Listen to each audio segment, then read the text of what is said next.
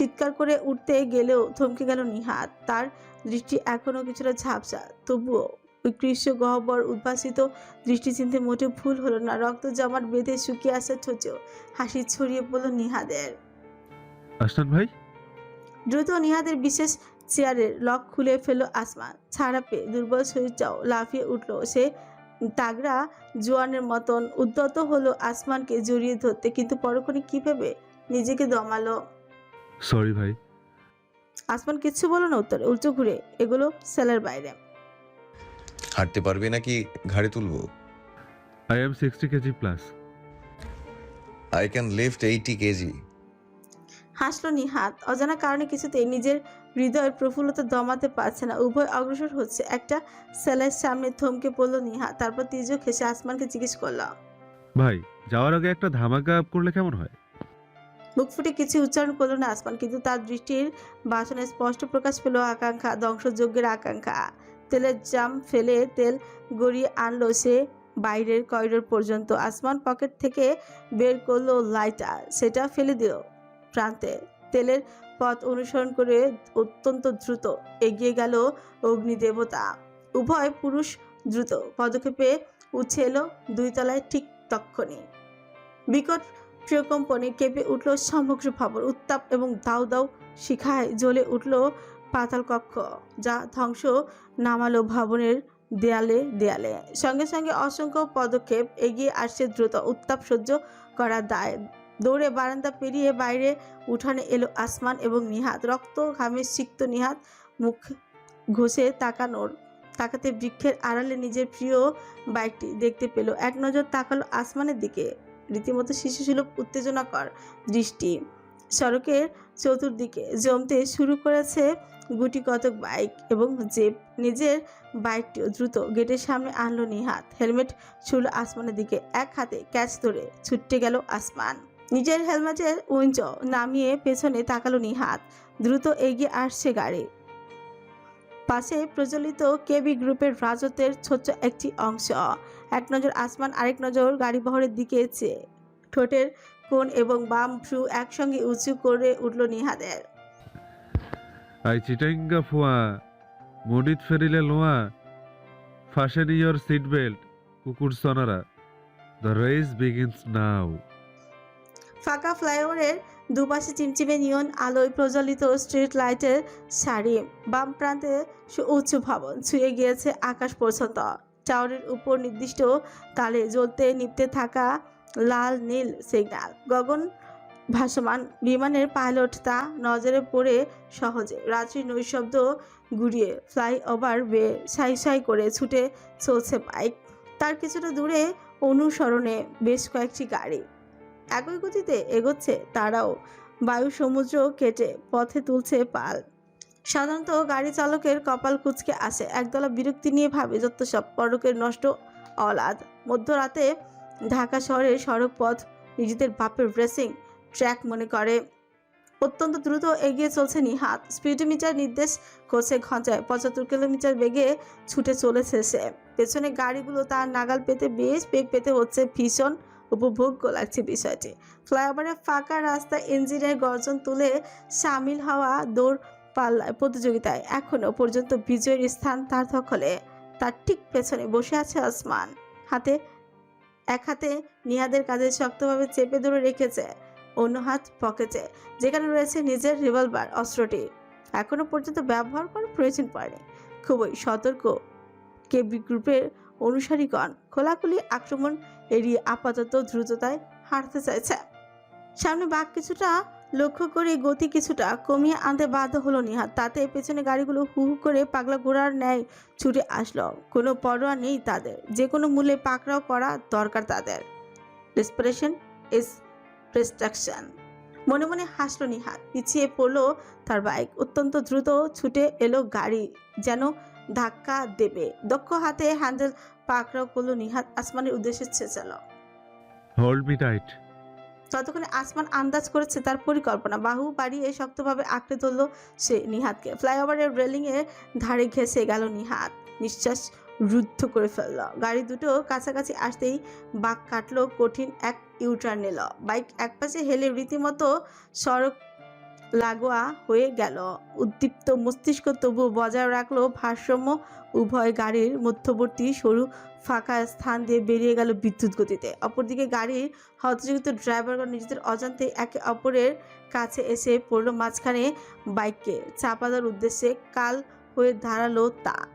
সজোরে ধাক্কা খেলো গাড়ি দুইটি, নিয়ন্ত্রণহীন হারিয়ে ভন ভন করে ঘুরতে ঘুরতে চাকার আর্তনাদ তুলে রেলিংয়ে আছড়ে পড়ল একটি গাড়ির বনেট উপরে জ্বলে উঠল স্ফুলিঙ্গ। দুমড়ে মুচড়ে গেল ধাতব শরীরের অর্ধাংশ। এক নজর পেছনে ধোয়া ওঠা ধ্বংসস্তূপের দিকে এগিয়ে তাকিয়ে হাসল নিহাত। এক শত্রুর পতন। এবার মহারাজ গাড়ির সৈন্য বাইকগুলোর পালা। দল বেঁধে এগিয়ে আসছে মৌমাছির ঝাঁকের মতন। সেদিকে তাকিয়ে পিছু নাচে উচ্চ কঞ্চে নিহাত ডাকল, আসমান ভাই, তোমার ফোনে গান আছে? একটা গান ছাড়ো না। কি গান? ধুম্মা চালে। পিঠে আসমানের আলতো থাবায় খিলখিল করে হাসতে থাকলো নিহাত। পরক্ষণই হ্যান্ডেল ঘুরে স্পিড আরো বৃদ্ধি করলো সে। ৭৭-এ গিয়ে ঠেকেছে তা। ক্রোমো হেলমেট না থাকলে ততক্ষণে শ্বাস নেওয়া যেন দায় হয়ে যেত। তীব্র গতিতে বায়ুর ঝাপটা পোশাক নাড়িয়ে দিয়েছে। সমস্ত শরীর হয়ে উঠেছে হিমশীতল। ক্ষিপ্র গতিতে এগুলো নিহাদের বাইক। রিয়ার ভিউ মিররে এক নজর আসমানের সঙ্গে চোখাচোখি হলো তার। উভয়ে মাথা নেড়ে নীরব সম্মতি জ্ঞাপন করলো। বাইকের দলের মাঝখানে ঢুকে পড়ল নিহাত। নিজের একটি হাত বাড়ালো আসমান। পাশের বাইকের আরোহীর গলায় চেপে বসলো তার বাহু। অত্যন্ত গতিতে ছুটতে আসায় সেই ধাক্কার বেগ এতটাই অধিক হলো যে বাইক আরোহী নিয়ন্ত্রণ হারিয়ে ফেল। আজকা চানে তাকে ছেড়ে দিল। পশ্চাৎ বেগের আঘাতে নিজের বাইক সহ উঁচে পড়ল সড়কের মাঝে। অপর বাইকগুলো নিহাদের বাইকের সঙ্গে রেষারেষি শুরু করতে চাইছে। ঘেঁষে এসেছে একেবারে। এতে হিতে বিপরীত ঘটল। সুযোগ গ্রহণ করলো আসমান। তড়িৎ গতিতে এক পা উঠিয়ে সিটের গ্যাস পাইপে দাঁড়িয়ে পড়ল। উভয় হাত সিটে ভর দিয়ে ভারসাম্য রেখে দুই পা আবদ্ধ করে ছুড়ে দিল পাশের বাইকের শরীরে জোর ধাক্কায়। তা মুহূর্তেই হুড়মুড়িয়ে গেল। অপর এক আরোহী নিহাদের বাইকের সঙ্গে একই কাজ করতে গেলে ডান পায়ে তার হেলমেটটা বরাবর আঘাত হানলো আসমান। নিহাত এক পা তুলে ঠেলে বাইকের ভারসাম্য নষ্ট করলো। 1 মিনিটের মধ্যে তিনটে বাইক গড়াগড়ি খেতে থাকলো রাস্তায়। আরোহীগণ ছিটকে গিয়েছে এদিক ওদিক। অপর একটি মাত্র বাইকের সৌভাগ্যবান আরোহী এহেন কীর্তি লক্ষ্য করে গতি কমিয়ে পিছিয়ে পড়ল। এই মানিক জোরের মুখোমুখি হওয়ার মতন গর্ধব সে নয়। প্রফুল্ল ধ্বনি তুলে হাসতে থাকলো নিহাত। ফেটে যাওয়ার ছোচে খানিক ব্যথা পেলেও তার প্রফুল্লতে ভাটা পড়ল না। দৃষ্টিতে ভর করলো অদ্ভুত এক আবেগ। মিররে যে আসমানের দৃষ্টির মোকাবেলা করলো সে। I missed this very much. উত্তর করলো না আসমান। চোখ সরিয়ে তাকালো বিস্তৃত অসীম আকাশের তারকারাজির পানে। মার্বেল ভবন। আজ একদম কাকডাকা ভরে নিদ্রাভঙ্গ হয়েছে রোজা। সর্বপ্রথম নিজের দাদুকে দেখে এসেছে সে। স্থিতিশীল তার অবস্থা। ঘুমাচ্ছেন। নিজের হৃদয় প্রশান্তি অনুভব করে স্থির হয়ে রোজা ফ্রেশ হয়ে কিচেনে এসেছে। সকাল 5:30 বাজে। চারু ঘুমিয়ে রোজার রুমে। মেয়েটি গতকাল নিজের ফ্ল্যাটে ফিরেনি। একসাথে থেকেছে তারা। এত জলদি উঠবে না ভোরে ভেবে রোজা নিজের জন্য চুলোয় চায়ের পাত্র বসালো। পানি ফুটিয়ে 2 চামচ চা পাতাও দিল কড়া লিকারের জন্য। সঙ্গে চিনি এবং দুধ। গাঢ় বাদামি বর্ণে চা উতলে এলে 1 কাপে ঢেলে সবকিছু গুছিয়ে রাখলো। উষ্ণ চা কিছুটা ঠান্ডা হতে হতে কাচের দেয়ালের পর্দা সরিয়ে দিল। দিবাকরের স্নিগ্ধ রোশনি চুইয়ে ভেতরে প্রবেশ করতে করতে কাপ হাতে তুলে নিল। চুমুক দিয়ে চেয়ে রইল দূর গগন পানে। ভোরের এই সময়টা বড্ড স্নিগ্ধ, যে স্নিগ্ধতায় পুরনো সময়ের গ্লানি ঝেড়ে জেগে উঠে শহরগুলো। অদ্ভুত অনুভব করায় এই ভোরের আভা মানব হৃদয় উত্থালিত করে তোলে জীবনমুখী চিন্তায়। রোজার আখিজোড়া অনুভব চলমল। চিন্তার দলেরা তার মস্তিষ্কের নিউরনে হতে নিউরন আচ্ছন্ন করে রেখেছে একটি মাত্র বিষয়বস্তু, তাতে আসমান। আসমানের চেহারা দেখার পর থেকে রোজা কিছুতে উপেক্ষা করতে পারছে না এমন দানবীয় মানবটির জীবনের আপন ইতিহাস। সে কি আদৌ দানব ছিল, নাকি তাকে দানব হিসেবে তৈরি করা হয়েছে, পৈশাচিক রূপ নিতে বাধ্য করা হয়েছে? কে করেছে এই সমাজ? কে বিক্রম? তার কপালের দগদগে ওই চিহ্ন কতটা নিগুড় যন্ত্রণার সাক্ষী বহন করছে। একের পর এক নৃশংস খুন শুধুই কি কামনা চরিতার্থ করার উদ্দেশ্য এসব সাধনা করা হয়েছে, নাকি কোনো উদ্দেশ্য নিহিত? যে ইচ্ছা রোজার জীবনে কোনোদিন অনুভূত হয়নি, সেই ইচ্ছা আজ হচ্ছে। একজন পুরুষকে ব্যক্তিগতভাবে জানতে ইচ্ছে হচ্ছে, তাও এমন এক পুরুষকে যার চারিপাশ জুড়ে তুলে দেওয়া রয়েছে উচ্চ অনুভূতিহীনতার পাথর দেয়াল। সেই দেয়াল ভেদ করে কোনো দিন অনুভূতির ছোঁয়া কি রোজার পক্ষে সম্ভব হবে পাওয়া? ক্লিক। কাঠ পাঞ্চের মৃদু শব্দে রোজার ঘোর কাটল, মাথা ঝাড়া দিয়ে দিল সে। কি ভাবছিল? অনুভূতির ছোঁয়া? কিসের অনুভূতি? তার এবং আসমানের মাঝে যা রয়েছে তা নিতান্তই এক চুক্তি, এই বেশি কিচ্ছু না। এত উদ্ভট চিন্তাদের আজকারা রোজা কেন দিল? জোরপূর্বক মস্তিষ্কে নিয়ন্ত্রণে নিয়ে চায়ের কাপটি টেবিলে রেখে ঘুরে তাকালো রোজা। পেন্ট হাউসের দরজা খুলেছে, ভেতরে প্রবেশ করলো আসমান, তার অনুসরের নিহাত। রোজা কিছুটা অবাক হয়ে তাকিয়ে রইল। আসমান এবং নিহাত উভয়কে কিছুটা অগোছালো দেখাচ্ছে। পোশাক পরেছে ধুলোবালি, নিহাদের কপাল জুড়ে ব্যান্ডেজ, হাতের কবজিতে আরও কোথাও রয়েছে কিনা দেখার উপায় নেই। ছোটের এক কোণে কিছুটা ফুলে কালচে হয়ে রয়েছে। রোজাকে দেখে তারও কিছুটা বিস্মিত হয়ে গেল, তাকালো। কি হয়েছে তোমাদের? চিন্তিত হয়ে গেল রোজা। বিশ্লেষণে কোনো প্রকার আগ্রহ আসমান প্রদর্শন করলো না, নিহাদের দিকে ফিরে চাইল। বিশ্রাম নাও, পরে কথা হবে। আর কিছু না বলে আসমান সোজা সিঁড়ি বেয়ে উপরে উঠে গেল। তার চলার পথের দিকে স্তব্ধ হয়ে তাকিয়ে থেকে পরক্ষণে নিহাদের দিকে ফিরল রোজা। ভ্রু উঁচু করে ইশারায় প্রশ্ন ছিল। পাল্টা ভ্রু কুচকে সন্দেহ প্রকাশ করলো নিহাত। রোজার প্রশ্ন বুঝতে পারেনি। আপনার এই অবস্থা কেন? ইস, কেবি গ্রুপের পাল্লায় পড়েছিলাম ফুলটুসি। বলেই রোজার নাকের তর্জনী ঝাঁকালো নিহাত। নাক ছিটকে দূরে সরে গেল রোজা।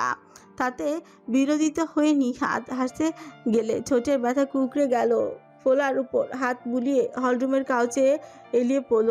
টি টেবিলের উপর পা দুখানা তুলে দিয়ে নাড়াতে নাড়াতে আদেশ করল। রেসিং চ্যাম্পিয়নশিপ জিতে এসেছি, এক মগ কফি দাও, একটু মাথার জটটা খুঁড়ি। তুমি কোন বংশের মহারাজ শুনি? আর আমি কি তোমার দাসী? এসেই হুকুম করছো? এবার আর আপনি বলে সম্মান প্রদর্শন বালাই করলো না রোজা। তুমিতেই এসে ঠেকেছে। তাতে নিহাদের হাসি চড়া হলো। হাত বাড়িয়ে রোজার জামার হাতার অংশ টেনে ধরে জড়ানো কঞ্চি বিড়বিড় করলাম। এই ফুলটুসি, তোমার মতন আমিও কিন্তু এই বাড়ির কয়েকদিনের অতিথি, ওকে? যদি এই নিহাদের আগুনে জ্বলে পুড়ে ঝাড়খাড় হওয়ার ইচ্ছে না থাকে, তাহলে এক্ষুনি এক মগ কফি হাজির করো চুপচাপ। আর একবার ফুলটুসি বললে ঠোঁটে যে কোন সুস্থ আছে সেটাতেও কলসিটে ফেলে দিব। নিহাদের কপালে এক আঙুল ছুঁয়ে জোরে ধাক্কা দিল রোজা। তাতে কাউচে হেলান দিতে বাধ্য হলো নিহাত। অধর তার আবর্তিত হলো বক্রভাবে নিজের চিবুকে আঙুল ছুঁয়ে রোজার মুখপানে সরু দৃষ্টিতে ছুঁয়ে রইল। How by kissing? ক্রোধে ফুসতে ফুসতে জবাব দিল রোজা। এই ছেলে দেখি ফ্ল্যাটিং করছে। তার প্রতিক্রিয়া দারুণ মজা পাচ্ছে নিহাত। আহা ফুলটুসি, এত রাগ করছো কেন? আমি জানি তুমি আমার বদ্দার ডিপোজিট। আসো একটা ডিল করি, আমাকে এক মগ কফি দাও, বিনিময়ে তোমাকে আমি আজকের রাতের থ্রিলিং স্টোরি শোনাবো। কৌতূহলী রোজার চুক্তিটি পছন্দ হলো, যদিও মুখে স্বীকার করলো না। ছট করে উল্টো ঘুরিয়ে এগিয়ে গেল কিচেনের দিকে। কফি মেশিনে পানি ঢেলে কিছুটা উচ্চ কণ্ঠে জিজ্ঞেস করল। তুমি এখানে থাকলে আমার দাদু যে তোমাকে কেবিন বয় হিসাবে দেখেছে তার কি হবে? এক মুহূর্ত ভাবল নিহাত।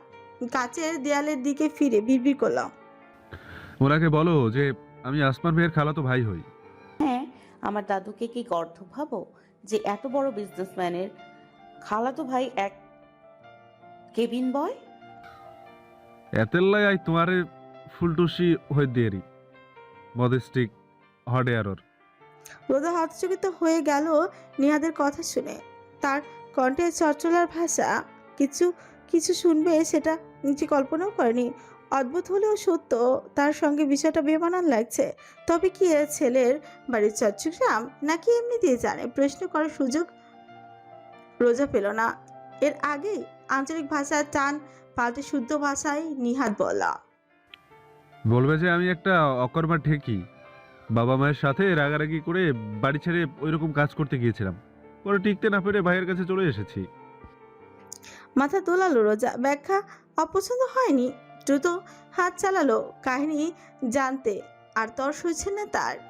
সবুজে আবৃত সমগ্র উপত্যকা, দৃষ্টিসীমার আড়ালে থাকা হৃদের চলচলে পানির সৌন্দর্য অসাধারণ। শীতকালেই সেই পানির উপর পুরু বরফের আস্তরণ পরে উপত্যকার নিজের হরিৎ বর্ণ ত্যাগ করে তার ধারণ করে হিমের শুভ্রতা। তুষারপাত ইউরোপের দেশগুলোতে বহু দেখা হয়েছে, কিন্তু এই কাশ্মীর অঞ্চলে তুষারপাত দেখার বাসনা আজও মিটেনি। অন্তর সেই কামনাও হয়ে উঠেছে তৃষ্ণার্থ। টেবিলের উপর কাঠের তৈরি বাটিতে গরম গরম ধোয়া ওঠা রিগান জোস, লাল মরিচের ঝোলে আবৃত টসটসে ছাগ মাংসের কাশ্মীর খাবারটি দেখেই অন্তরে লোভ সৃষ্টি হচ্ছে। পাশেই আবার উষ্ণ নান। বহু কষ্টে চিত্ত দমন করে মোবাইলের স্ক্রিনের দিকে চেয়ে আছে রাফা কায়সার। আমি কি বলেছি কানে গিয়েছে? ওপাশের বাচ্চা কায়সারের বক্তব্যে শুধু আনমনে মাথা দোলালো সে। সকাল সকাল নাস্তার সময় বাবার ভিডিও করে যথেষ্ট বিরক্ত সে। জামাইকে নিয়ে দুবাই নয়তো আমেরিকা চলে যাবে, বিশ্বের ব্যবস্থা আমি করব দ্রুত।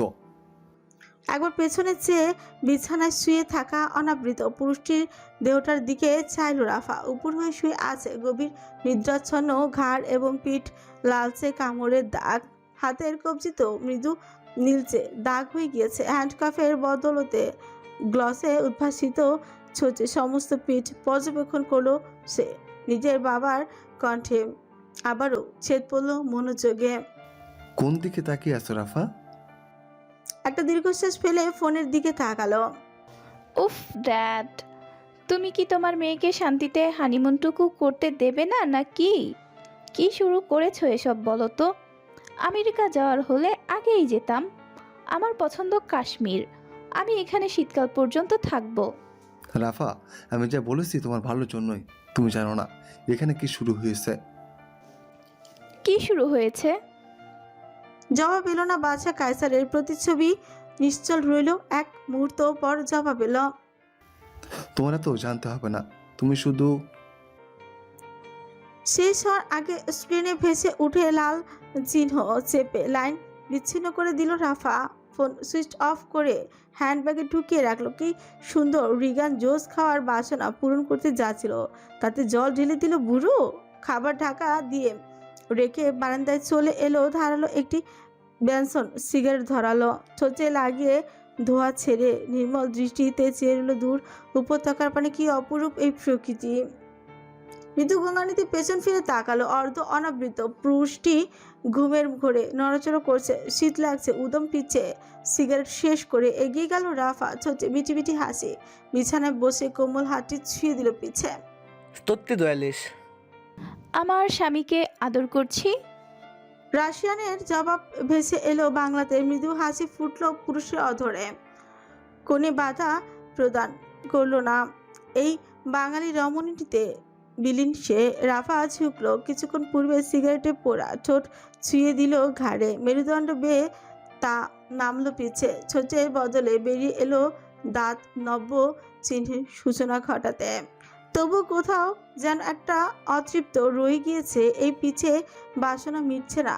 দৃষ্টির মাঝে বারংবার ভেসে উঠছে বলিষ্ঠ সেই মাংসপেশি সম্মিলিত পেট, সূর্যের চেয়েও শুভ্রতক আবৃত। শুভ্রতার মাঝে জাগ্রত হওয়ার নীলচে শিরা উপশিরা নজরে পড়ে। শিশুসুলভ চেহারায় অব্যক্ত যান্ত্রিকতার ছোঁয়া। সেই কামনার পিপাসা মেটেনি, আর কোনোদিনও মেটানো সম্ভব নয়। এই রাশিয়ান তাকে সেই বাঙালিত্বের স্বাদ দিতে সক্ষম হবে না জীবনেও। ভেবে একটি তপ্ত নিঃশ্বাস বেরিয়ে এলো বুক থেকে। একটু টিস্যু দিয়ে ইউনুস রহমানের মুখ মুছে দিয়ে ঔষধ বের করে তে থাকলো রোজা। নাতনির দিকে একদৃষ্টিতে চেয়ে থাকলেন তিনি। মেয়েটি এত নমনীয় কেন, এতটা স্নিগ্ধ কোমল, এক পবিত্র আর কেউ হয়। নার্স থাকা সত্ত্বেও প্রায়শই তার যত্ন আতিতে সময় অতিবাহিত করে রোজা। ব্যাপারটা তাকে পীড়া দিচ্ছে। স্বামীর সংসার আবার উচ্ছনে ভাসায়নি তো? বোধ হয় না। জামাই তাকে একবার দেখতে এসেছিল অসুস্থ হওয়ার পরদিন, যদিও খুব একটা কথাবার্তা হয়নি, তবুও বসেছিল প্রায় 1 ঘন্টা চুপচাপ। রোজার কাজ দেখে গিয়েছে। এই নাও দাদু, এটা খেয়ে নাও, লক্ষ্মী ছেলের মতন। ইউনুস রহমান হেসে ওষুধ সেবন করলেন। সে তাকে বিছানায় শুইয়ে দিয়ে চাদর তুলে দিল রোজা। কপালে হাত বোলাতে বোলাতে তিনি প্রশ্ন করলেন হঠাৎ। তোমাকে একটা কথা জিজ্ঞেস করবো চড়ুই, রাগ করবে না তো? হাসলো রোজা। তোমার সাথে রাগ তাও আমি? দাদু, কবে থেকে এত পর হলাম আমি তোমার? ইউনুস মাথা নাড়লেন, কণ্ঠ হাসলেন। পরক্ষণে খানিক উদাস হয়ে বললেন, জামাই, ওর কি কোনো সমস্যা আছে? রোজা এক মুহূর্তের জন্য থমকে গেল। সত্যি বলতে এই প্রশ্নটি সে শুরু থেকেই আশা করেছিল। ইউনুস এতদিন পরে সেটা করেছেন। মৃদু হাসলো রোজা। আর চোখে খেয়াল করলো নার্সও নিজের কাজ করতে করতে উদ্গ্রীব হয়ে কান খাড়া করে রেখেছে। কৌতূহলী হওয়া অস্বাভাবিক নয়। সবসময় মাস্ক পরে থাকা কোনো বান্দার সম্পর্কে অন্তরে এমন প্রশ্ন উত্থাপিত হওয়া যথাযথ। দাদুর কপালে হাত রেখে রোজা মিষ্টি করে জানালো, কলেজে থাকতে অ্যাক্সিডেন্ট করেছিলাম, চোয়ালে আঘাত লেগেছিল গুরুতর, স্থায়ী চিহ্ন রয়ে গেছে। ওহ, ইউনুসের দৃষ্টি কেমন যেন ঘোলাটে হয়ে উঠল। দুশ্চিন্তা নিজের কপালে চলতে থাকা রোজার হাতখানা খপ করে ধরে তিনি শুধালেন, এই কারণে তোমাকে বিয়ে করেনি তো চড়ুই? সত্যি করে বলো, নাহলে এমন ঘরের ছেলে কেন আমাদের মতন নিম্নবর্তী পরিবারের মেয়েকে? দাদু, একদম নয়। না চাইতে রোজার কণ্ঠ কিছুটা উঁচু হয়ে উঠল। সে নিয়ন্ত্রণ করলো না। তৎক্ষণাৎ মাথা ঝাঁকিয়ে বললাম, নীল অমন ছেলে নয় দাদু, ও আমার পরোয়া করে বলেই বিয়ে করেছে, আর আমিও। ওকে ভালোবাসতে পেরেছো? এমন মানুষকে যার চেহারা বিকৃত? দাদুর প্রশ্নে স্থির হয়ে গেল রোজা। কয়েক সেকেন্ড দ্বিধায় ভুগলো, অতঃপর বুঝলো ইউনুস তাকে পরীক্ষা করছেন। অনুভূতির দোরগোড়ায় আত্মসমর্পণ না করে সে আদতে বিচার বুদ্ধি এবং বিবেক প্রয়োগ করে সিদ্ধান্ত নিয়েছে কিনা পরখ করতে দেখতে চাইছেন। রোজার অধরে বিস্তৃত এক হাসির প্রস্ফুটন ঘটল। হালকা নুইয়ে সে দাদুর কপালে ঠুট ছুঁয়ে পড়ল। ও আমার চাঁদ দাদু, আমার ভাগ্য আকাশের একমাত্র সুখের চাঁদ। সন্তুষ্ট হলেন ইউনুস রহমান। নাতনিকে টেনে নিলেন আলিঙ্গনে। দাদু ও নাতনির এহেন আবেগী মুহূর্তে বাদ সারতে চাইল না নার্স। এগুলো কিচেন থেকে পানি নিয়ে আসতে, রুমের বাইরে পা দিতে ভূত দেখার মতন আটকে উঠল বাড়ির কর্তা। দেয়ালে হেলান দিয়ে বুকে ভাঁজ করে দণ্ডায়মান নিশ্চুপে নার্সের সঙ্গে দৃষ্টি বিনিময় হলো। মাস্কের উপর আঙুল তুলে ইশারায় চুপ থাকার নির্দেশ দিলেন। আজ্ঞা পালন করে নার্স নিজের কাজে পা বাড়ল। অর্ধ ফাঁক হয়ে থাকা দরজা দিয়ে অভ্যন্তরে দৃষ্টিপাত করলো আসমান। সবকিছুই তার কর্ণগোচর হয়েছে কিছুক্ষণ পর। চারু, ও চারু, তুমি একটা গরু, লাল চুলের পাহাড়ে, প্রাণ জলে আহারে, তেজে ভরা শরীর, খাল কাটা কুমির, হাটে লটক মটক, ডাকবো নাকি ঘটক, সবার করে ফিরনি, আস্ত শাকচুন্নি। কেবিনেটের উপর পা ঝুলিয়ে বসে সুরে সুরে গেয়ে চলেছে নিহাত। পাশে কিচেনের চুলাতে ফিরনি তৈরি করছে চারুলতা। নিহাত আসমানের পেন্ট হাউসে থাকছে আজ 2 দিন হতে চলল। নিজের বন্ধু হিসেবে পরিচয় দিয়েছে, কয়েকদিন থাকার ব্যবস্থা সেরেছে আসমান। নিরাপদ জায়গা খুঁজে পেলে এই নিহাত চলে যাবে। রোজার দাদু অবশ্য এই সম্পর্কে অজ্ঞাত। তিনি জানেন নিহাত আসমানের খালাতো ভাই। 2 দিনের মাঝে চারুলতার সঙ্গে তার এক অলিখিত শত্রুতার চুক্তি স্বাক্ষরিত হয়েছে। এর পেছনে একটা কাহিনী রয়েছে। সেটি ঠিক কি তা উদ্ঘাটন করা সম্ভব হয়নি রোজার পক্ষে। উভয় বান্দাই এক্ষেত্রে মুখে কুলু পেটেছে। নিয়াদের গানে অসহ্য চারুলতা হাতের গরম চামচ ঠেসে ধরার ভয় দেখালো। নিয়াত লাফিয়ে কেবিনেট থেকে নেমে পড়ে। হাসতে হাসতে চারুলতাকে ভেঙচি কেচে এগোতে চাইলে ক্ষিপ্ত চারুর কুনুয়ের গুতোয় হজম করতে হলো তাকে। এদের আচরণ দেখলে মনে হয় এরা পূর্ব পরিচিত। আসমানকে নিহাত আগে থেকেই চেনে। সেক্ষেত্রে তার বোন চারুকেও চিনতেও পারে। হয়তো চারুলতাও এই রহস্যের সঙ্গে যুক্ত কোনো না কোনোভাবে। শুধু আচরণে প্রকাশ পেতে দেয় না ভালো ভাবলো রোজা। আমি আজকে ভাইয়াকে বলবো এই অথর্বটাকে তুলে রাস্তায় ফেলে আসতে। হ্যাঁ, তোমার কথায় উঠবস করে তো বদ্দা। উভয়ের মাঝে তৃতীয় বিশ্বযুদ্ধের সূত্রপাত ঘটার আগে রোজা এগিয়ে গেল, নিহাদের টি শার্ট ধরে টেনে কিচেনের বাইরে এনে কাউচে ফেলল। ও ফুলটুসি, সো এগার, হ্যাঁ? তোমার এসব বস্তা পচা বক্তব্য রাস্তায় তোমার এসব বস্তা পচা বক্তব্য বস্তায় ভরে চুপচাপ বসো, ড্রেসিং করিয়ে দেই। আজ 2 দিন হচ্ছে। ডাক্তার নাকি তুমি? পেটে টান না পড়লে তাই হতাম। চাচা জবাব দিল রোজাও। নিহাদকে তাতে দমে যেতে লক্ষ্য করে মিটমিটে হাসতে থাকলো। চারুলতা যেন কি জিত হাসিল হয়েছে তার। ঠিক কিট থেকে অ্যান্টিসেপটিক তুলে আর নতুন ব্যান্ডেজ বের করলো নিহাদের পাশে বসে। আগের ব্যান্ডেজটা খুলে অ্যান্টিসেপটিক দিয়ে মুছে দিতে থাকলো। দাঁতে দাঁত চেপে যন্ত্রণায় সয়ে গেল নিহাদ। পরক্ষণে হঠাৎ করে একটি কাণ্ড ঘটালো। রোজার কোলে মাথা রেখে শুয়ে পড়ল। বিব্রত রোজা হতবাক হয়ে চেয়ে থাকলো। কিচেন থেকে চারুলতাও। করো করো ফুলটুসি, ভালো লাগছে। একটা ধাক্কা দিয়ে ফেলে দিব, ওঠো একদম। অসুস্থ মানুষের সঙ্গে এরকম করতে পারবে? অন্তরে বাঁধবে না? ছলছল করে উঠলো নিহাদের টানা টানা চোখ। কি অদ্ভুত! নিজের অস্বস্তি গোপন করে দীর্ঘশ্বাস ফেললো রোজা। দ্রুত হাত চালালো নিহাদের কপালে। আউচ! আস্তে, মানুষ আমি, রোবট না। চুপ। ব্যান্ডেজ সমাপ্ত করে রোজা ঠেললো নিহাদকে সরবার জন্য। সে উঠে দাঁড়াবে, কিন্তু বাঁকা হাসিতে উদ্ভাসিত নিহাদ দুষ্টুমি দৃষ্টিতে তার মুখাবে চেয়ে হাত বাড়ালো কাঁধের পাশে ঝুলতে থাকা রোজার চুলরাশি টেনে নিয়ে বিড়বিড় করল। You are so sweet my ফুলটু।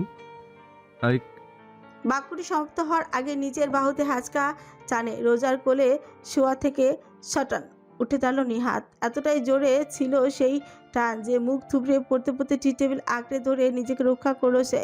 বিস্মিত রোজা খেয়াল করলো আসমানকে ধীর স্থির দৃষ্টিতে তাকিয়ে আছে নিহাদের দিকেই। What the hell bro? সেদিন রাতে ডক্টরের চেম্বারে ব্যান্ডেজ করার সময় তো তার কোলে উঠতে দেখিনি তোমাকে। আসমানের শীতল কণ্ঠস্বর। নিহাদ ঠোঁট গোল করে শীষ বাজালো, ঘাড়ের পেছনে 2 হাত রেখে দৃষ্টি এড়িয়ে বলা। ওটা তো ব্যাটা মানুষ ছিল, আমি সোজা সাপটা মানুষ, বাঁকা পথে হাঁটি না। আসমান রোজার দিকে ফিরল, বলা। ওর ড্রেসিং এর দায়িত্ব এরপর থেকে আমার। এইটুকুই কোনো প্রকার ব্যাখ্যা না দিয়ে সে চলল সিঁড়ির দিকে। নিহাত মিছিমিছি ব্যতীত হওয়ার ভং করে ধরে পিছুই নিল তার। আরে ভাই, এমন জুলুম করো না আমার উপর। তোমার হাতটা লোহা, এই ওই কোমল হাত রেখে আমি কেন? ঝট করে পেছন ফিরল আসমান। তার নিগুড়ো কালো দৃষ্টিতে অদ্ভুত এক প্রজ্বলন খেয়াল করলো নিহাত, যা মুহূর্তেই তার মজা নেওয়ার ধান্দায় জল ঢেলে দিল। ঢোক গিলে স্থির হয়ে পড়ল সে। সবকিছু নিয়ে মজা করা আমি পছন্দ করি না। স্ত্রীর নয়নে চেয়ে থাকলো নিহাত। সিঁড়ির ধাপে এক পা রাখতেই তার কণ্ঠ আসমানকে থমকাতে বাধ্য করল। আরে ও ঘুরে তাকালো আসমান, বারবার নিহাদের চোখের দিকে। ওই কৃষ্ণ গহ্বর খচিত নয়নে এক ঝাঁক শূন্যতা ব্যতীত আর কিছুই খুঁজে পেল না নিহাত। দ্বিধান্বিত কণ্ঠে সমাপ্ত করল। জেলাস? শূন্যতার মাঝে হঠাৎ এক ক্ষীণ সঞ্চারণ। দৃষ্টি আনলো না নিহাদের বুকের ভেতর ধক করে উঠল তার। চোখ কিল আনমনে। অনুভূতি অপ্রয়োজনীয়। অনুভূতি মানুষকে দুর্বল করে, হৃদয় উৎপত্তি ঘটায় অনর্থক আবেগের। জীবন ততক্ষণ সহজ যতক্ষণ কোনো প্রকার শৃঙ্খল তোমায় আবদ্ধ করে না। একবার বিবেক সরিয়ে আবেগের চাদর গায়ে জড়ালে সেখানে এই জীবনের সমাপ্তি। হৃদযন্ত্রের স্পন্দন, ফুসফুসের বায়ু প্রশুদ্ধিকরণ, মস্তিষ্কের সিগন্যাল প্রেরণ, কোষের ধ্বংস, সৃষ্টি, খেলার নাম বেঁচে থাকা। সেই বেঁচে থাকা আর জীবন কখনোই এক নয়। জীবনের সঙ্গে আরো পরিব্যাপ্ত। আমি বেঁচে আছি, কিন্তু জীবনের সঙ্গে এই বেঁচে থাকার কোনো প্রকার সংযোগ নেই। থামলো কলম। এক মুহূর্ত হলদেটে পাতার উপর স্থির হয়ে রইল জেল কালির মেপ। পর মুহূর্তে চকচকে সেই কালির আচ্ছাদনে ঢেকে পড়লো সবকটি লাইন। আঁকিবুকি বয়ে চলল ধ্বংসযজ্ঞের খেলায়। সামনে কালো টেডি বিয়ারটি নিজের নীল চোখের গভীর দৃষ্টিতে চেয়ে আছে স্বস্তির শরীরে। ডায়েরির মলাট বন্ধ হতে পুতুলের দৃষ্টি আপতিত হলো। তর্জনী ছিঁড়ে ছিঁড়ে ছিঁড়িল কোমল শরীর। স্নেহের হাত টেনে নিল তা বক্ষে। ব্লুটুথ স্পিকার মৃদু আওয়াজে সঙ্গীতের ভেলা ভাসিয়েছে। গানের কথা এবং সুরে ক্ষণিকের জন্য নিজেকে বিলিয়ে দিয়েছিল আসমান। চেয়ারে গায়ে হেলান দিয়ে দৃষ্টি নিক্ষেপ করেছিল অদূরের আভার। সীমিত রাতের শহর। দরজার মৃদু শব্দে তার মস্তিষ্ক সতর্ক হয়ে উঠল। বিনা প্রয়োজনেও মাথা পেছনে হেলিয়ে উল্টো দৃষ্টিতে চাইল সে। রুমের দরজার পাশে দাঁড়িয়ে আছে রোজা। আসতে পারি? এই মেয়ে আবার অনুমতি নেওয়া শুরু করলো কবে থেকে? মনে মনে ভাবলো, মুখে প্রকাশ ঘটালো না। দৃষ্টি ফিরিয়ে চাইলো হাতের টেডি বিয়ারের দিকে। মিনিট খানিক অপেক্ষা করে রোজা নিজে ভেতরে প্রবেশ করলো। রুমের চারিদিকে চেয়ে সোফায় বসলো। ভেতরে প্রবেশের অনুমতি দিয়েছি বলে মনে পড়ছে না। আসমানের বক্তব্য কর্ণগোচর হতে রোজা এক মুহূর্তের জন্য বরফ হয়ে গেল। পর মুহূর্তেই আবারও হাসিতে অধর উদ্ভাসিত করে সোফা থেকে উঠে এগিয়ে গেল সামনে। তুমি কোনো গুরুত্বপূর্ণ কিছু করছো বলে মনে হচ্ছে না, তাই একটু বিরক্ত করলে ক্ষতি কি? আসমান মাথা তুলে দেখলেও না, তার দৃষ্টি আবদ্ধ চেজি পেয়ারে। রোজা চেয়ারের কাছে গিয়ে থামল। তার দৃষ্টি অনুসরণ করলো। পুতুলটি নীলাভ দৃষ্টিতে আবদ্ধ হলো সে। তুমি চাইলে মাস্ক খুলে রাখতে পারো, এখানে আমি ছাড়া কেউ নেই। এক মুহূর্তের জন্য স্থবির হলো আসমান। তথাপি তার দৃষ্টির পরিবর্তন ঘটলো না। জবাব এলো দ্রুত। আমি অভ্যস্ত। অভ্যস্ত হলেও বলতে গিয়েও থমকে পড়লো রোজা। সেদিন কিচেনে আসমানের প্রতিক্রিয়ার কথা তার আজও স্মরণে রয়েছে। চাপ সৃষ্টি করতে ইচ্ছুক নয় সে। মাথা ঝাঁকিয়ে সে কথোপকথন জারি রাখার উদ্দেশ্যে বলল, এই টেডিটা ভীষণ ইউনিক, তোমার খুব প্রিয় বুঝি? জবাব আসবে না আশা করলেও ছোট্ট একটি প্রতিক্রিয়া পাওয়া সম্ভব হলো। তাতে রোজা বাক্য বিনিময় জারি রাখার দুঃসাহস করলো। নিজে কিনেছো? মানে নিজে কিনেছো মনে হয় না, নিশ্চয়ই কেউ উপহার দিয়েছে। আমাদের প্রিয় কোনো ব্যক্তির কাছ থেকে পাওয়া কিছু একটা কিছুই এতটা যত্ন নিয়ে সংরক্ষণ করি আমরা। কে দিয়েছে তোমায়? তোমার বাবা? ও কিনেছি আজ। থতমত খেয়ে গেল রোজা। জোরপূর্বক নিজের হাসি ধরে রেখে উচ্চারণ করলাম, আচ্ছা। এই ছেলের সাথে কথা বলা এতটা কষ্টকর কেন? স্থির দাঁড়িয়েও রোজা স্পষ্ট অনুভব করতে পারছে তার শিরদাঁড়া বেয়ে ঘামের ফোঁটা নেমে যাচ্ছে নিচে। নার্ভ সিস্টেম উত্তেজিত হয়ে আছে, যেন প্রস্তুতি নিচ্ছে যে কোনো মুহূর্তে অপ্রিয় কোনো প্রতিক্রিয়ার মোকাবেলায়। নিহাদের কথায় উল্টাপাল্টা কোনো ধারণা করো না। আসমানের অতর্কিত বাক্যে রোজা নিজের আপন ভাবনা জগৎ থেকে বাস্তবে ফিরে এলো। ভ্রু উঁচু করে কৌতূহলী দৃষ্টিতে তাকালো। আসমান পেছনে ফিরলে টেডিটি টেবিলে রেখে তাতে কুনিচ্ছে কে? বর্তমানে রোজার দিকে সরাসরি দৃষ্টি নিক্ষেপ করছে সে। নেহাদের কথা? জিজ্ঞেস করছিল আমি জেলাস কিনা।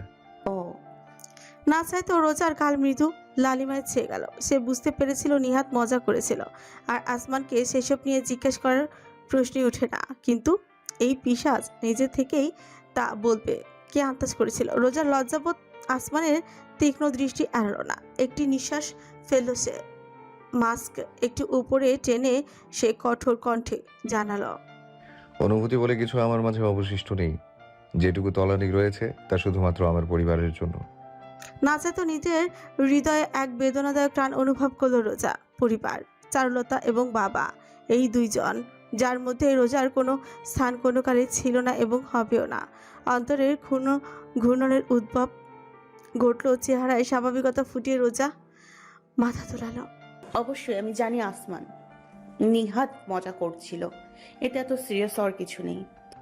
নিশ্চিত করছি যেন কেউ আমার সম্পর্কে কোনো ভুল ধারণা পোষণ করে বসে না থাকে। I hate expectations. কপাল কুঁচকে এলো রোজা। জানপরনে বিরক্ত বোধ করছে সে। খুব ভালো মতো জানা আছে আসমান তার পরোয়া করে না, কিন্তু তাই বলে এতটাও সৎ হয়ে তা জাহির করার কি আছে? তেতে উঠে রোজা বলেই বসল, তুমি কি বলতে চাইছো আসমান? আমি তোমার থেকে কিছু এক্সপেক্ট করছি। চেয়ার থেকে উঠল আসমান। ট্রাউজার পকেটে হাত ঢুকিয়ে এগুলো দেয়ালের কাছে। বাইরের শহর উদ্দীপ্ত হয়ে রয়েছে। সিটি ইউফোরিয়ার সবচেয়ে উঁচু বিল্ডিংয়ের উপর সিগন্যাল লাইট সবুজ আভা ছড়িয়ে জ্বলছে নিভছে। হয়তো না, কিংবা হয়তো হ্যাঁ। মানব হৃদয়ে পৃথিবীর সব থেকে বড় রহস্য, যে রহস্য ভেদ স্বয়ং হৃদয়ের অধিকারীর পক্ষেও ভেদ করা সম্ভব হয় না। রোজার হাত মুষ্টিবদ্ধ হয়ে এলো। একপাশে তাকালো সে, বিতৃষ্ণার স্বরে বলল, আসমান, আমাদের সম্পর্কের মূল ভিত্তি কি আমি জানি। তুমি আমার জন্য যা করেছো তা অনেক। তোমার প্রতি আমার নিবেদনের চেয়ে বহুগুণ বেশি। এক অধিক কিছু নিশ্চয়ই আমি কোনোদিন চাইবো না। চিন্তা করো না। একটা জিনিস খেয়াল করেছো? মাথা হেলিয়ে রোজার দিকে তাকে আসমান গম্ভীর কণ্ঠে ব্যক্ত করল। এর মধ্যেই তুমি 3বার আমার নাম উচ্চারণ করেছো, প্রতিটা বাক্যে। জমে গেল রোজা। তার অঙ্গ প্রত্যঙ্গ জুড়ে এক শীতলতার তরঙ্গ খেলে গেল। হৃদযন্ত্র অবাধ্য হওয়ার বদলে সন্দেহজনকভাবে রয়েছে অত্যন্ত স্থবির, যেন ধীরে ধীরে অনুভূতির দলেরা সব মাথা চাড়া দিয়ে উঠেছে। রোজার নিঃশব্দ আসমানকে পুনরায় বলতে বাধ্য করল, অনুভূতি বড্ড বেহায়া।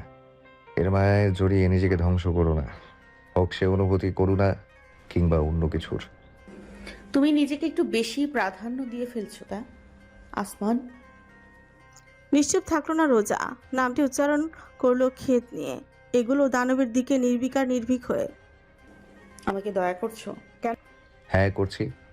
করছো? কেন করছো? আমি করতে বলেছি? সামান্য একটু হাসির শব্দ ভেসে এলো আসমানের মাস্কের অন্তরাল থেকে। এতটা আত্মভোলা হবে ভাবিনি। ভুলে গেছো চুক্তির মূল হোতা কে ছিল? ভুলিনি। আমি আবেদন করেছিলাম তোমার কাছে নিজের জীবন রক্ষায়, কিন্তু সে তো পরে। তুমি বা আমাকে আমার বাড়ি পর্যন্ত অনুসরণ করেছিলে কেন? প্রতিবেশীদের সামনে নিজেকে আমার স্বামী বলে পরিচয় দিয়েছিল কেন? তোমার কি মনে হয় না এরপরই আমি এই প্রস্তাবের দুঃসাহস পেয়েছি? নীরব আসমান দেয়ালে হেলান দিয়ে দাঁড়িয়ে প্রজ্বলিত দৃষ্টিতে তাকে আছে রোজার দিকে। এগিয়ে গেল রোজা। অদ্ভুত এক আকুলতার অনুভূতি তাকে আষ্টে পৃষ্ঠে জড়িয়ে নিয়েছে। এই দোলাচলে পরাজিত হতে সে রাজি নয়। সন্নিকট পৌঁছে দানবের বিস্তৃত বুকে ঠেকালো নিজ তর্জনী। If you hate expectations, then why did you even show it in the first place? খপ করে রোজার তর্জনী পাকড়াও করলো আসমানের হাত। বলা বাহুল্য নয়, তাতে যথেষ্ট ব্যথা অনুভূত হলো। তবুও চেহারা তার প্রদর্শন ঘটাতে না দিয়ে রোজা চিরকঞ্চে বলল, তোমার মনে হয় না এখানে মূল চাহিদা আসলে তোমার নিজের? কি ভেবেছো তোমার মতো একজন নৃশংস খুনির অনুভূতির সাগরে নিজেকে ভাসাবে কেউ? Aren't you thinking too highly of yourself? সহসাই ঘটল ঘটনাটি।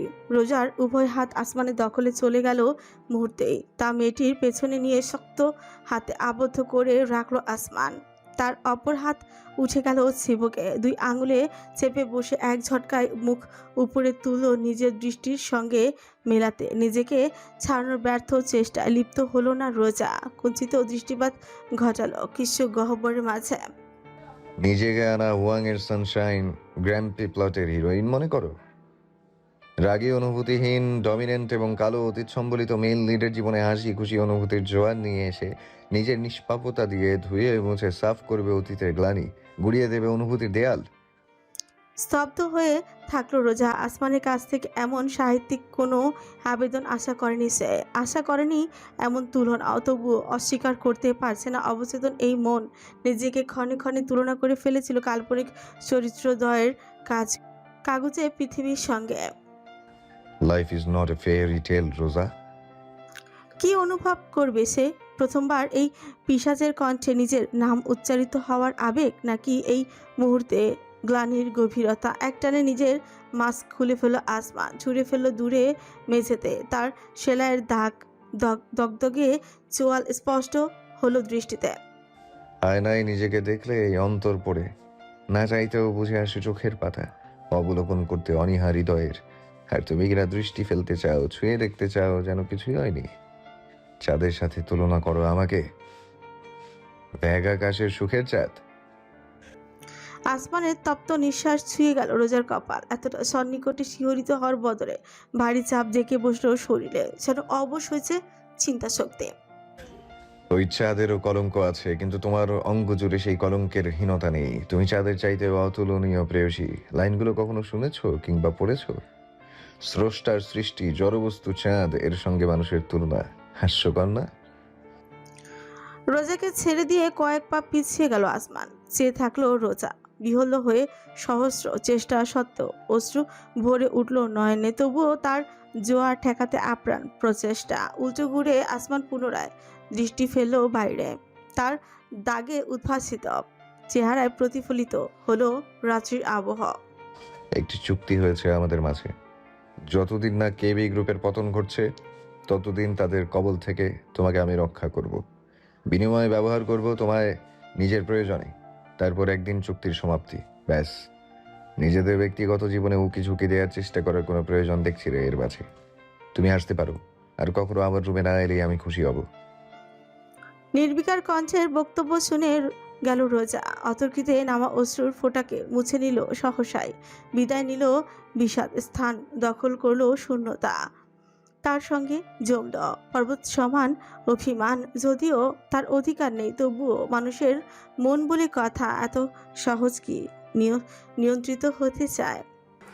যে নিজেই রাতের আধার থেকে প্রভাতের দীপ্তিতে আসতে রাজি নয়, তাকে দ্যুতিতে সিক্ত করার সাধ্য কার?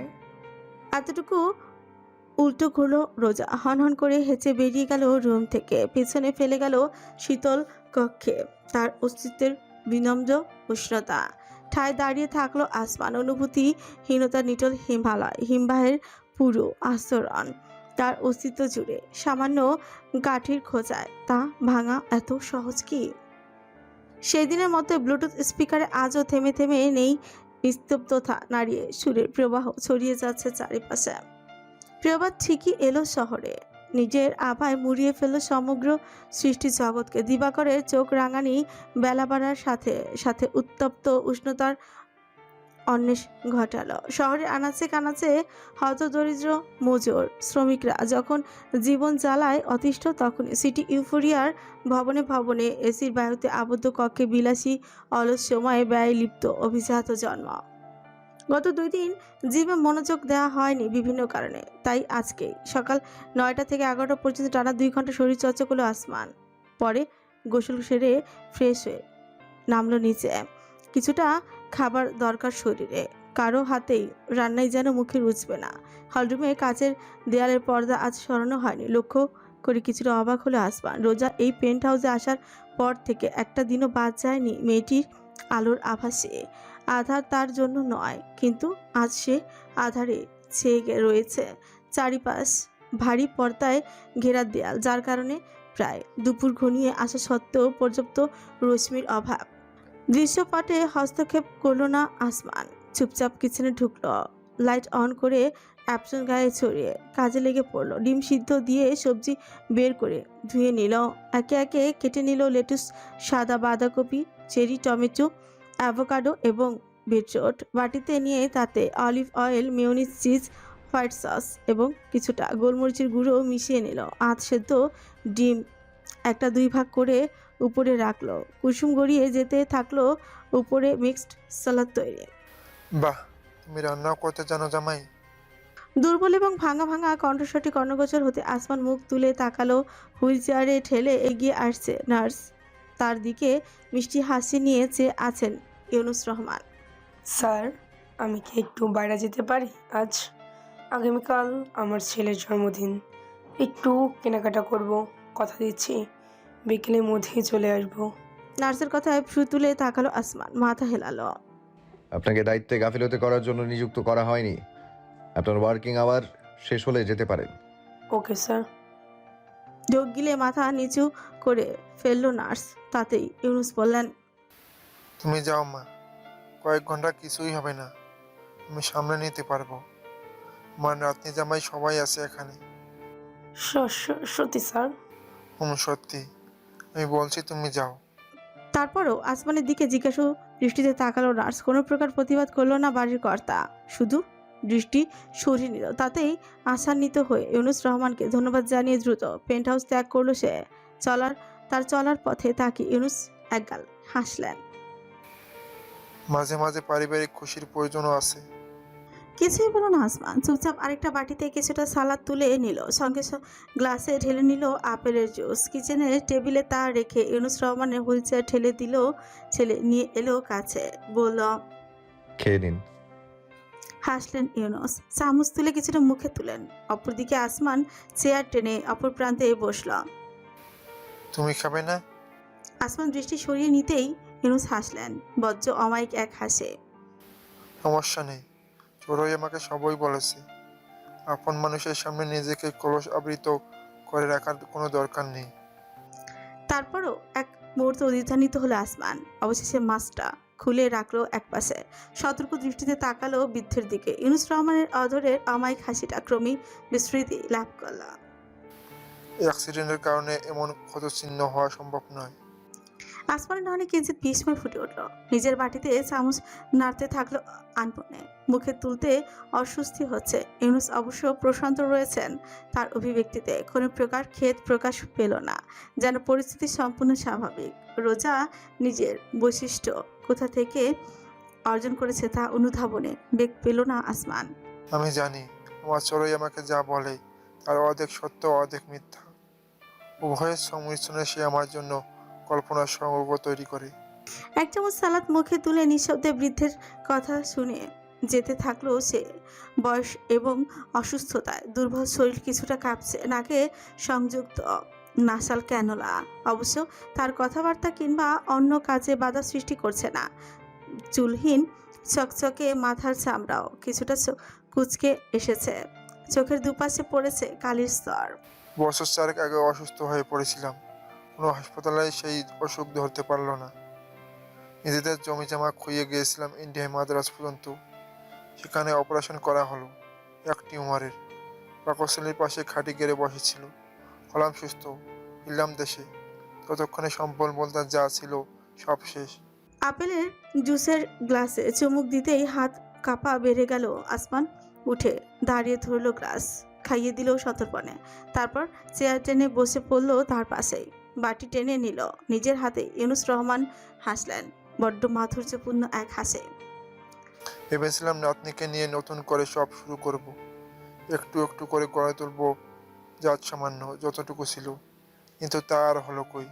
কপাল পোড়া আমার চোরই এক ধক্কি ঝামেলার মাঝেও ঠিকই পড়াশোনা ঠিক রেখেছিল, যদিও কাঙ্ক্ষিত ফলাফল থেকে কমই পায়।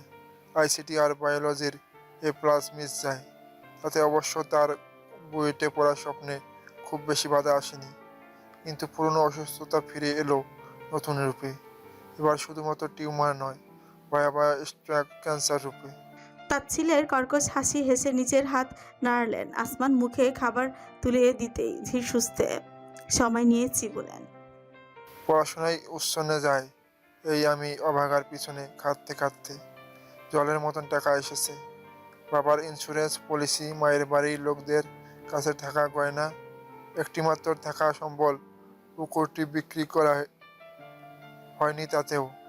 এরপরে টাকা কোথা থেকে এসেছে আমি জানি না, কোনোদিন জিজ্ঞেস করিনি।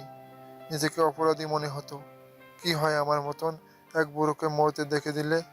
নিজের ছেলেই যাকে দেখেনি, নাতনি হয়ে কতটুকু দেখবে। আসমান নীরব, আরেক চামচ খাবার তুলে দিল বৃদ্ধের মুখে। এসে বুঝেছি টাকাগুলো তুমিই দিয়েছো। আমি জানি না তোমাদের সম্পর্ক নিয়ে আমাকে বলা কথাগুলো কতটুকু সত্য, কিন্তু প্রথমবারের মতন জীবনে একটু হলেও ভালো থাকতে দেখেছি আমি চড়ুইকে।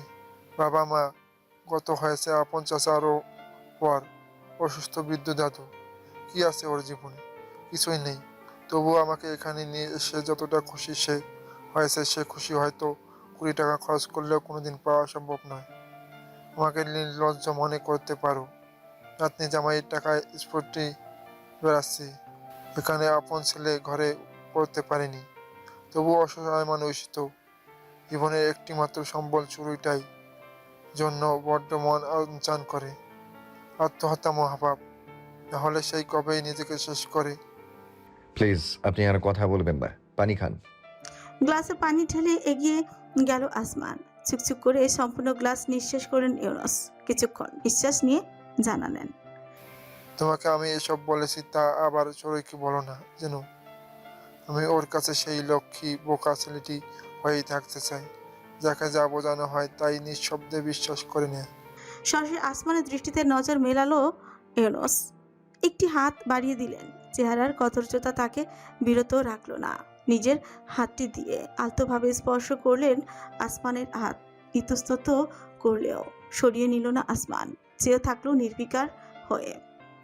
আমি আর কতদিনই বা খোদার কাছে প্রতিদিন যে হারে নিজের মরহুমা স্ত্রী আর সন্তানের বউয়ের সঙ্গে মিলনের কামনা করি, তাতে হয়তো খুব দেরি নেই এই ইহ জগতের মায়া ত্যাগ করার। তার আগে তোমাকে একটা অনুরোধ করে যাই, কেমন? ক্ষমতায় কোনোদিন সম্ভব হলে এই বৃদ্ধ মানুষটির আজই রেখো। কি অনুরোধ? প্রশ্নটি হৃদয় উত্থাপিত হলেও মুখ ফুটো করল না আসমান। ইউনুস রহমানের হাত তার বাহু টপকে কপালে ঠেকল। আলতো করে মাথায় স্নেহের পরশ বুলিয়ে বিড়বিড় করলেন, আমার চোরকে সুখ দিও, একটুখানি সুখ। অফিস রুমটি খুব বেশি বড় নয়। একটি সোফা সেট, টেবিল জোড়া, দুয়েক চেয়ার এবং টেবিলের উপর ল্যাপটপ, সবকিছু পরিপাটি করে সাজানো হওয়ার পরিবেশটা ভালোই লাগছে। টেবিলের অপরদিকে চেয়ারে শিরা টান টান করে বসে আছে রোজা। তার বিপরীতে ভারী ফ্রেমের চশমা পরিহিত এক মধ্যবয়স্ক ভদ্রলোক। তার পেছনের দেয়ালে কালো অক্ষরে লেখা ফাউন্টেন পেন। একটি অনলাইন বেস্ট এন্টারটেনমেন্ট পত্রিকা, বাংলা এবং ইংরেজি উভয় মাধ্যমে প্রকাশিত হয়। বেশ চাহিদা রয়েছে দেশ জুড়ে। বিদেশে এখনও অতটা দাপট বিস্তার হয়নি। প্রতি মাসে অবশ্য একটি করে প্রিন্ট আউট ম্যাগাজিন বের হয়। কিশোর এবং তরুণদের মাঝে তার চাহিদা বলতে গেলে ব্যাপক। সামান্য HSC পাশের সার্টিফিকেট দিয়ে কি করা যাবে ভাবতে ভাবতে রোজা যখন হতাশ হয়, তখন অনেকটা শখের বশেই এই পত্রিকার প্রচারিত একটি বিজ্ঞাপন থেকে নিজের লেখা ইমেল করে সে আজ প্রায় 2 মাস পর তার ঢাক পড়েছে। সামনে বসা থাকা মানুষটি এই পত্রিকার সম্পাদক জ্যাক হেনরি। নামে পুরো দস্তর ব্রিটিশ শোনালেও আদতে বাঙালি তীরে খ্রিস্টান ধর্মাবলম্বী। নিজের চশমা লেন্সের ভেতর দিয়ে একটি কাগজের দিকে চেয়ে আছে একদৃষ্টে। রোজার সামনে রাখা কফির মগ তেতো হাওয়ায় মুখে রুচবে বলে মনে হয় না, কিন্তু পান না করলে ভদ্রতা হবে বলে ক্ষণে ক্ষণে চমক দিচ্ছে রোজা। রোজা কিছু মনে করো না, আমার ছোট বলে তুমি করেই বলছি। জি অবশ্যই স্যার। সত্যি বলতে তোমার লেখা আমার এডিটিং টিমের ভালো লেগেছে। আমার নিজেরও তোমাকে আমি আমাদের অনলাইন ডিপার্টমেন্টের একজন লেখিকা হিসেবে নিযুক্ত করতে ইচ্ছুক। ঠোক গিল রোজা। জ্যাক না থেমেই বলে গেলেন, খুব বেশি প্রয়োজন না হলে অফিসে আসার দরকার নেই, শুধুমাত্র ইমেলে লেখা পাঠিয়ে দিলে চলবে। এডিটর কৃত অনুমোদিত হলে পাবলিশ করা হবে। প্রতি সপ্তাহে একটি করে লেখা জমা দিতে। ভূতের গল্প, প্রেমের গল্প, ফ্যান্টাসি গল্প, কাল্পনিক কিংবা বাস্তব। সাপ্তাহিক এডিশনে তা যুক্ত হবে। পাঠক দ্বারা পেলে মাসিক প্রিন্টে প্রকাশিত হবে। স্যালারি ন্যূনতম 5,000 টাকা। শুরুতে এটাই পাবে, তারপর তোমার লেখার চাহিদা অনুসারে স্যালারি পরিমাণ বাড়াতে পারে। নিজের মতন কাজ করবে, অফিসের ঝামেলা নেই, শুধুমাত্র প্রতি সপ্তাহে লেখা পাঠালেই চলবে। এর বেশি কিছু আশা করলে তোমার পরের জনকে ভেতরে ডাকা হবে। না না না স্যার, আমি পারবো। রোজা জবাব দিতে জ্যাক একটি ফাইল এবং কলম ঠেলে পাঠালেন। ওকে দেন, সাইন কন্ট্রাক্ট। এক পাতার সম্পূর্ণ পৃষ্ঠা পড়ে সাইন করে দিল রোজা। কিছু না করার থেকে 5,000 টাকা মাসিক ইনকাম বা কম কিসের। কোনো টিউশনির কাজ সে আপাতত করতে পারবে না। সিটি ইউফোরিয়া থেকে ঘন ঘন বাইরে বের হওয়া যেমন সন্দেহজনক তেমনি ঝুঁকিপূর্ণ। তাছাড়া নিজের মাঝে কেমন একটা দৃঢ়তাও জেগে উঠেছে তার। হঠাৎ করেই যেন নিজের কিছু করা প্রয়োজন। ভালো পথে দাদুকে দেখাশোনার দায়িত্ব নেই বলে কি হাত গুটিয়ে বসে থাকবে? ভবিষ্যতের কোনো নিশ্চয়তা নেই। আজ যে রাজা, কাল সে ফকির। সম্পাদক জ্যাক হেনরির অফিস থেকে বের হতেই চেয়ারে বসে পা ঝুলিয়ে এদিক সেদিক তাকাতে লক্ষ্য করা গেল নিহাতকে। কিছু না বলে রোজা এগুলো। নিহাত তাকে অনুসরণ করলো। ফাউন্টেন পেনের বিল্ডিংয়ের বাইরে বের হতে নিহাত প্রশ্ন ছুড়ল, কি একটা অবস্থা! এখন আমাকে বডিগার্ডের ডিউটিও করতে হবে? দ্রুত পকেট থেকে মাস্ক বের করে মুখে লাগালো নিহাত। নিজের হুডির টুপি মাথায় তুলে চোখে সানগ্লাস দিয়ে আবারও বলল, কি ঠাডা পড়া গরম, এর মধ্যে এক ফুলটুসির জন্য সেলিব্রিটি সাজে সেজে ঘুরতে হচ্ছে। বললাম তো, বেতন পেলে তোমাকে একটা চকোবার আইসক্রিম খাওয়াবো। ইস, চাকরি হয়ে গেছে নাকি? এত দেমাগ এখনই? রোজা পেছন ফিরে কিছুটা হাসল। নিহাতের বাইকের উপর থেকে হেলমেটটা তুলে নিজের মাথায় পুরে নিল। বাইকের চেহারা পাল্টেছে, সঙ্গে মডেল। বাইকে উঠতে উঠতে নিহাত বলল, আসমান ভাইয়ের পাতানো বউয়ের এত চাকরির শখ কেন? ঝগড়া হয়েছে নিশ্চিত। থমকে গেল রোজা, আনমনে ঝোঁক গেল। বাইকের পেছনে চেপে বসে নিহাতের কাঁধে থাবা দিয়ে আদেশ করল, বড্ড বেশি কথা বলো তুমি নেহাত। খাই আমি সুজি, কিন্তু একটু হলেও বুঝি। তুমি আর আসমান ভাই একে অপরের সাথে গোম্বা করেছো, তা তোমাদের মুখ দেখলেই বোঝা যায়। না হলে আজকে নিজের সাথে আমাকে কেন আটলে? আমার হাতে চর খেতে না চাইলে এক্ষুনি চলো নেহাত। এটা আমি মার্বেলে ফিরে এমনিতেও খাবো। পাতানো বইয়ের বডিগার্ডগিরি করার অভিযোগে পদ্মা আমাকে দেয়ালে উল্টো টাঙিয়ে না রাখলেই হয়। বাইকে চেপে বসে ইঞ্জিন চালু করলো নিহাত। দীর্ঘশ্বাস গোপন করে তাকে আঁকড়ে ধরল রোজা। জানলো না পাতানবু শব্দটা তাকে কতটা আঘাত করেছে। সিটি ইউফোরিয়ার কাছাকাছি পৌঁছাতে একজন লোককে নজরে পড়লো সড়কের পাশে, হাত নাড়াচ্ছেন থামার উদ্দেশ্যে। পাশে একটি গাড়ি দাঁড় করানো। মডেল চেনার আগেই বাইক থামালো নিহাত। কি ব্যাপার স্যার, গাড়ি নষ্ট? লিফট দরকার? দেখছেন না বান্ধবী নিয়ে যাচ্ছি পিছনে। মাঝখানে কাবাবের হাড্ডি হওয়ার খুব শখ, তাই না? লোকটি হাসলো। রোজা আনমনে তার অবয়বে দৃষ্টি বুলালো। বয়স আন্দাজ করা কিছুটা কঠিন। সুঠাম শারীরিক অবয়ব, কালো শার্ট, ইন করা ফর্মাল প্যান্টে, তাতে স্বর্ণালী বাকলের বেল্ট। আধপাখা চুলগুলো পরিপাটি করে আঁচড়ানো, ঠোঁটের ওপর ঘন গোফ, দৃষ্টি উপচানো অদ্ভুত এক মায়া। ওহ ইয়াং ম্যান, কি আর বলি লজ্জার কথা। ছেলে মেয়েকে সারপ্রাইজ দিতে না জানিয়ে চলে এসেছি ইতালি থেকে। একেবারে তীরে এসে তরি ডোবার মতন গাড়িটা গেল বিগড়ে। তোমাদের দেখে মনে হলো সিটি ইউরোপিয়ার যাচ্ছ। মার্বেল ভবনের সামনে নামিয়ে দেওয়া সম্ভব হবে কি ইয়াং ম্যান? এই যে বেহায়ার মতন কাজটা করলেন, দেখছেন বাইকের সিট বরাদ্দ এরপরও। ঠাস করে নিহাতের কাঁধে চাপড় লাগালো রোজা। পেছনে সরে মাঝখানে জায়গা করে দিয়ে বলল, আঙ্কেল আপনি আসুন, সিট যথেষ্ট বড়। আশা করি এটুকু রাস্তা হেলমেটের সমস্যা হবে না। আমরাও মার্বেলের বাসিন্দা, আসুন। থ্যাংক ইউ মামনি। লোকটির কণ্ঠস্বরের আদরে অনুভব না চাইতেও হাসলো রোজা। তিনি ফোনে কাউকে গাড়ি সম্পর্কিত কোনো নির্দেশনা প্রদান করে চেপে বসলেন নিহাত আর রোজার মাঝে। আঙ্কেল ঠেলবেন না আমাকে। শেষে বাইক আর উল্টে পড়লে কিন্তু বাইক আপনাদের পরকালের দুনিয়ায় ছুটিয়ে নিয়ে যাবে। হ্যাঁ, খুব মজার মানুষ তো তুমি। ইঞ্জিনের হুঙ্কারে তার কণ্ঠস্বরে চাপা পড়ে গেল। সিটি ইউফোরিয়ার গেট বেরোনোর সময় গার্ডের কোনো প্রকার বাধার সম্মুখীন হতে হলো না। উল্টো সালাম দিয়ে সালুট ছুকলো গার্ডের দল। তাতে রিয়ার ভিউ মিররের চেয়ে নিহাত প্রশ্ন ছুড়ল, আপনি গভীর জলের ফিশ নাকি আঙ্কেল? মানুষজন সালাম দিয়ে আবার স্যালুটে ঢুকে। সিটি ইউফোরিয়ার শেয়ার হোল্ডার। তার কথাটি নিহাতের কানে গেল না। পেছন থেকে শুধু রোজাই শুনল। কিছুক্ষণের মধ্যেই মার্বেল ভবনের সামনে এসে থেমে গেল বাইক। চলতি ভেতর থেকে নামলো একে একে সকলে। তোমাদের আবারও থ্যাংক ইউ ইয়াং ম্যান, বিশেষ করে তোমাকে মামনি। তুমি খুব মিষ্টি একটা মেয়ে। রোজা কিছুটা লজ্জা পেল। না আঙ্কেল, প্রয়োজনে মানুষকে সাহায্য করাই মানুষের কর্তব্য। তার কথায় ছেদ তুলে নিহাত জিজ্ঞেস করল, আপনি কোন ফ্ল্যাটের মাল? নিহাতের প্রশ্ন শেষ হতেই ঘটনাটি ঘটল। ভবনের গ্রাউন্ড ফ্লোরে লিফটের দরজা খুলতেই ভেতর থেকে বেরিয়ে এলো আসমানের অবয়ব। ধবধবে সাদা টি শার্ট এবং কালো ব্যাগে জিন্স পরিধানে, তার ফিঙ্গারলেস গ্লাভসের একটি হাতে ঢোকাতে এগিয়ে আসছে। চোখ তুলে সহসা নিজের পথ থমকে গেল সে। নিহাত এবং রোজা ওদের দেখে নয়, বরং মাই সান। লরাজ কণ্ঠে উচ্চারণ করে দুবাহু মেলে এগিয়ে গেলেন ভদ্রলোক। মুহূর্তের মাঝে আসমানকে নিজের বাহু ধরে আলিঙ্গন করে নিলেন। পিঠ চাপড়ে দিয়ে বললেন, কেমন লাগলো সারপ্রাইজ? একে অপরের দিকে ছাওয়াছাই করলো নিহাত এবং রোজা, উভয়ই দ্বিধান্বিত। পুনরায় দৃশ্যপথে ফিরতেই আসমানি কৃষ্ণ গহ্বরের সঙ্গে মোকাবেলাই হলো রোজার। অনুভব করলো অদ্ভুত এক চাপ জেকে বসেছে তার অন্তর জুড়ে। আর ফুয়ারে এল্লা জালিমগিরি, আল্লাহ ন সইব হই দিলাম। ব্যাগ কিন্তু আর দুষ ফুলটুসি।